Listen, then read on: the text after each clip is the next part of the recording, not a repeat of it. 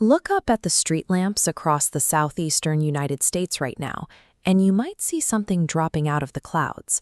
This is the Joro spider. It grows to the size of a human hand, easily recognized by its bright yellow, blue-black, and red markings. They arrive by flying. It's a process called ballooning. The spiders release a thin, gossamer thread that catches wind currents and atmospheric electric fields, pulling them upward and carrying them miles away. When researchers started tracking their arrival, they found these giant arachnids spaced out along forest perimeters and crowding roadside power lines by the dozens. The Joro is actively conquering the ecosystem. To understand how they're pulling off such a rapid takeover, biologists are now looking closely at the physiological toolkit driving their spread.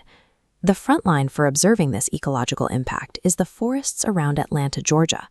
This chart shows the explosive growth of the Joro spider population.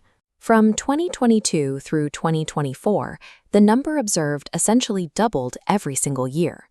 As that climbs, we see a stark contrast. The native orb-weaving spider populations fell by roughly 40% annually. When one species crowds out 7 others so quickly, it severely disrupts local trophic networks. A trophic network is the complex web of interconnected food chains in an ecosystem, and breaking it alters the balance of native flying insects that these spiders feed on. To figure out how the Joro outcompetes the local arachnids so effectively, scientists had to reverse engineer its specific biological advantages. The first advantage they discovered is an extreme tolerance for cold. We can see why this matters by looking at a close relative, the golden silk spider. It migrated to the U.S. from the tropics about 160 years ago, but it has been trapped in the deep southeast because it cannot survive freezing temperatures. This visualization compares their internal biology. The Joro spider operates with double the metabolism and a 77% higher resting heart rate. When a deep freeze hits, the golden silk spider's systems shut down, but the Joro's high-performance biology keeps its heart and metabolism functioning. Because their bodies can handle the frost, researchers expect them to continue expanding north. They possess the physiological capacity to inhabit the entire Eastern Seaboard and eventually reach into Canada. The second advantage is their surprising tolerance for human infrastructure.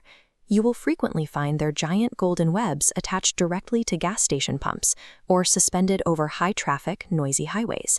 To test how they handle these loud, stressful environments, scientists brought them into the lab.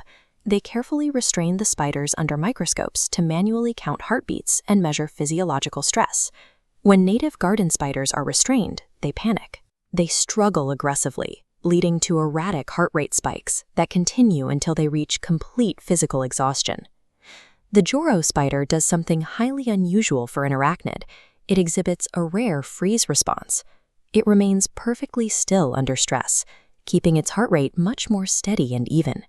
If you're learning something new about our invasive neighbors, hit the like button and subscribe to the channel.